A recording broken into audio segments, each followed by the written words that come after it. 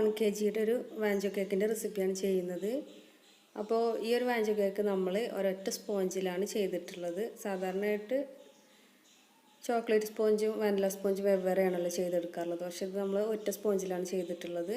വളരെ ഈസി ആയിട്ടുള്ള രീതി എങ്ങനെയാണ് നമുക്ക് നോക്കാം. അപ്പോൾ നമുക്ക് ആദ്യം കേക്കിന് ആവശ്യമായിട്ടുള്ള ഇൻഗ്രീഡിയൻസ് ഒക്കെ ഒന്ന് അരിച്ചെടുക്കാം. അതിനായിട്ട് ഒരു അരിപ്പയിലേക്ക് 1 കപ്പ് മൈദ, 1 teaspoon baking powder, 1/2 teaspoon baking soda, 1/4 teaspoon ഉപ്പും കൂടെ ചേർത്ത് നന്നായിട്ട് തരിച്ചെടുക്കാം. അപ്പോൾ ഒരു 3 പ്രാവശ്യങ്ങൾ തരിച്ചെടുക്കുക, അല്ലെങ്കിൽ ഒരു പ്രാവശ്യം തരിച്ച ശേഷം ഇതുപോലെ വിസ്ക് വെച്ച് നന്നായിട്ടൊന്ന് മിക്സാക്കി കൊടുക്കാം. അപ്പോൾ ഡ്രൈ ഇൻഗ്രീഡിയൻസ് അവിടെ അരിച്ച് മാറ്റി വെച്ചിട്ടുണ്ട്. ഇനി നമുക്കിതിലേക്ക് ആവശ്യമായിട്ടുള്ള എഗ്ഗ് ഒന്ന് ബീറ്റ് ചെയ്തെടുക്കാം. അപ്പോൾ റൂം ടെമ്പറേച്ചറിലുള്ള ഒരു 3 എഗ്ഗ് എടുത്തിട്ടുണ്ട്. അപ്പോൾ അത്യാവശ്യം വലിയ എഗ്ഗ് ആയതുകൊണ്ട് തന്നെ 3 എണ്ണം മതിയാകും. ചെറുതാണെങ്കിൽ ഒരു 4 എണ്ണം വരെ എടുക്കേണ്ടി വരും. അപ്പോൾ ഇനി എഗ്ഗ് ചെറുതായിട്ടൊന്ന് ബീറ്റായി വന്ന ശേഷം നമുക്കിതിലേക്ക് 1 കപ്പ് പൊടിച്ച പഞ്ചസാര കുറേശ്ശെ ചേർത്തൊന്ന് ബീറ്റ് ചെയ്തെടുക്കാം. അപ്പോൾ ഒരു 1/4 കപ്പ് പഞ്ചസാരയിൽ കുറച്ചും കൂടെ കൂടുതലെടുത്താൽ നമുക്ക് പൊടിച്ച് കഴിഞ്ഞാൽ 1 കപ്പോളം പഞ്ചസാര കിട്ടും. അപ്പോൾ പൊടിക്കാത്ത പഞ്ചസാരയാണ് ചേർത്ത് കൊടുക്കുന്നതെന്നുണ്ടെങ്കിൽ ഒരു 1/4 കപ്പിലേറെ കുറച്ചും കൂടെ ഒന്ന് എടുക്കുക. 1 കപ്പ് ഫുള്ളായിട്ട് വേണ്ട. അപ്പോൾ ഇനി പഞ്ചസാര കുറേശ്ശെ ചേർത്ത് നന്നായിട്ട് തന്നെ ബീറ്റ് ചെയ്ത് കൊടുക്കാം. അപ്പോൾ അത്യാവശ്യം നന്നായിട്ട് നല്ല ക്രീമി ആയിട്ട് വന്നിട്ടുണ്ട്. ഇനി ഇതിലേക്ക് 1 ടീസ്പൂൺ വാനില എസൻസും കൂടെ ചേർത്ത് ഒന്നും കൂടെ ഒന്ന് ബീറ്റ് ചെയ്ത് കൊടുക്കാം.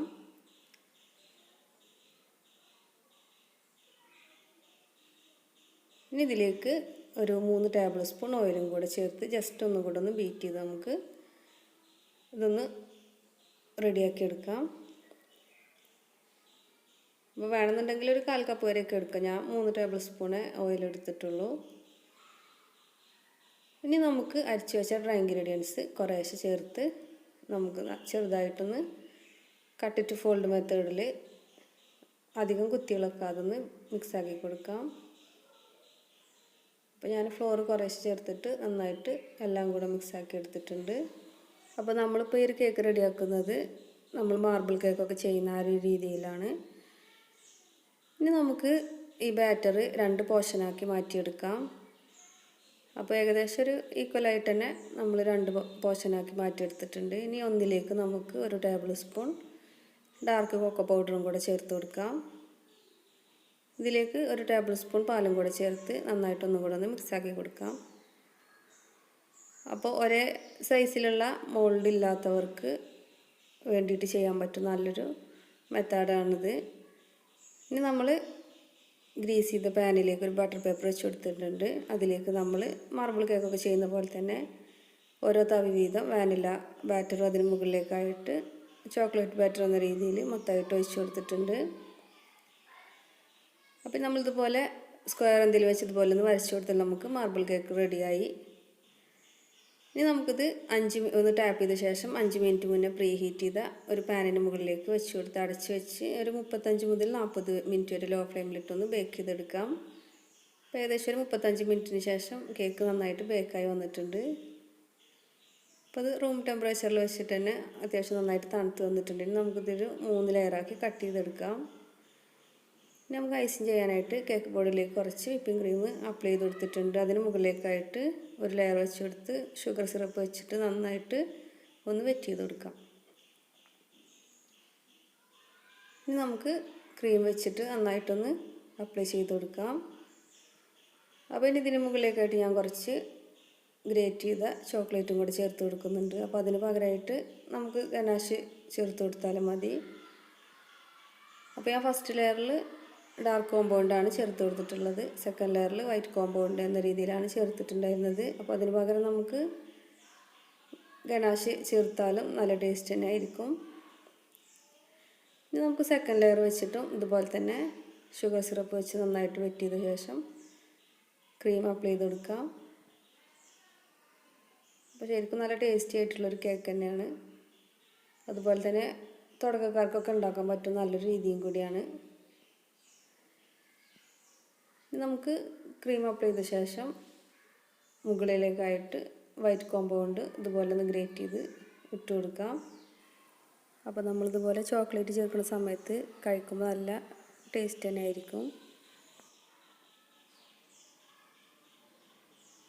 ഇനി നമുക്ക് ലാസ്റ്റ് ലെയർ വെച്ച് കൊടുക്കാം. അപ്പോൾ ഞാൻ കേക്കിൻ്റെ ഏറ്റവും അടിഭാഗമാണ് ഏറ്റവും ടോപ്പിൽ വെച്ച് കൊടുത്തിട്ടുള്ളത്. ഇനി ഇതും ഷുഗർ സിറപ്പ് വെച്ച് വെറ്റിയതിന് ശേഷം ക്രീം നന്നായിട്ട് സൈഡിലും മുകളിലേക്കായിട്ടൊക്കെ നന്നായിട്ട് തന്നെ ഒന്ന് അപ്ലൈ ചെയ്ത് നന്നായിട്ടൊന്ന് ഫിനിഷ് ആക്കി എടുക്കണം. അപ്പോൾ നമുക്ക് ഗനാഷ് ഒഴിച്ച് കൊടുക്കാനുള്ളതാണ്. അപ്പോൾ അത്യാവശ്യം നല്ല രീതിയിൽ തന്നെ ഒന്ന് ഫിനിഷ് ആക്കി എടുക്കാം. ഇതൊരു അരമണിക്കൂറോളം ഫ്രിഡ്ജിൽ വെച്ച ശേഷമാണ് നമ്മൾ ഗനാഷ് ഒഴിച്ച് കൊടുക്കുന്നത്. അപ്പോൾ ഇതിലിപ്പോൾ ഞാൻ ഡാർക്ക് ചോക്ലേറ്റ് ഗനാഷ് ഉണ്ടാക്കുന്നതും കൂടെ കാണിക്കുന്നുണ്ട്. അപ്പോൾ ഒരു 1/4 കപ്പാണ് ഞാൻ വിപ്പിംഗ് ക്രീം എടുത്തിട്ടുള്ളത്. അത് നന്നായിട്ടൊന്ന് ചൂടായ ശേഷം നമുക്കിതിലേക്ക് 1/4 കപ്പ് ഡാർക്ക് കോമ്പൗണ്ട് ചേർത്ത് കൊടുക്കാം. അപ്പോൾ ഞാൻ ഗ്രേറ്റ് ചെയ്ത് ചേർത്ത് കൊടുത്തതുകൊണ്ട് തന്നെ പെട്ടെന്ന് മെൽറ്റായിട്ട് വരും.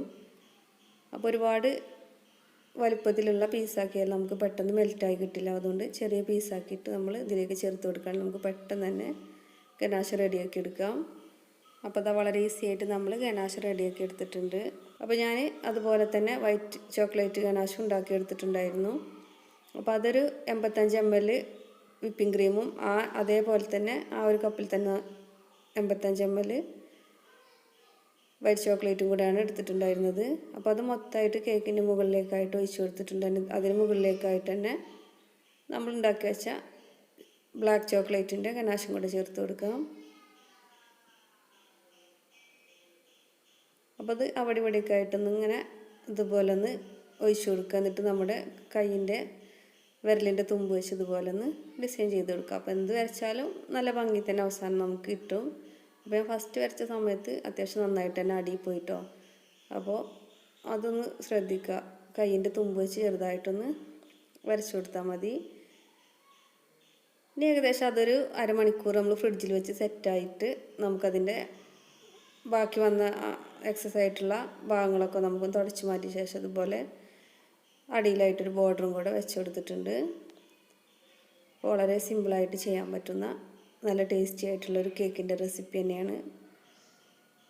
അപ്പോൾ ഞാൻ പറഞ്ഞ തുടക്കക്കാർക്കൊക്കെ ഉണ്ടാക്കാൻ പറ്റുന്ന ഈസി ആയിട്ടുള്ളൊരു മെത്തേഡും കൂടിയാണ്. അപ്പോൾ എല്ലാവരും ട്രൈ ചെയ്ത് നോക്കുക. വീഡിയോ ഇഷ്ടമായിട്ടുണ്ടെങ്കിൽ തീർച്ചയായിട്ടും ലൈക്ക് ചെയ്യാനും ഷെയർ ചെയ്യാനും സബ്സ്ക്രൈബ് ചെയ്യാനും മറക്കരുത്.